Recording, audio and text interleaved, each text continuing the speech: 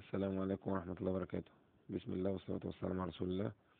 اللهم صل وسلم وبارك على سيدنا محمد وعلى آله وصحبه وسلم تسليما كثيرا. فيديو النهاردة تأسيس حمامين ومطبخ في شقة واحدة، في حمام صغير، في حمام كبير رئيسي، وفي مطبخ. أسسنا الحمام الصغير قاعدة فرنجي، وأسسنا دوش حوش. دي يا جماعة صرف مستقل بنفسه، عملنا له حرف واي قبل الشقة، وخدنا الحرف الواي للصرف لوحده، لأن الوزنتين بتوع الحمامين مش زي بعض. الحمام الصغير داخل في ماسورة 4 بوصة، حرف الواي والبلاعة وكويس زاوية. والحمام الكبير هتشوفوا الوقت في الصور معمول في القعدة الأفرنج خارجية من المسقط، والبلاعة بس هي اللي على الأرضية، فخدنا دي وزنة ودي وزنة.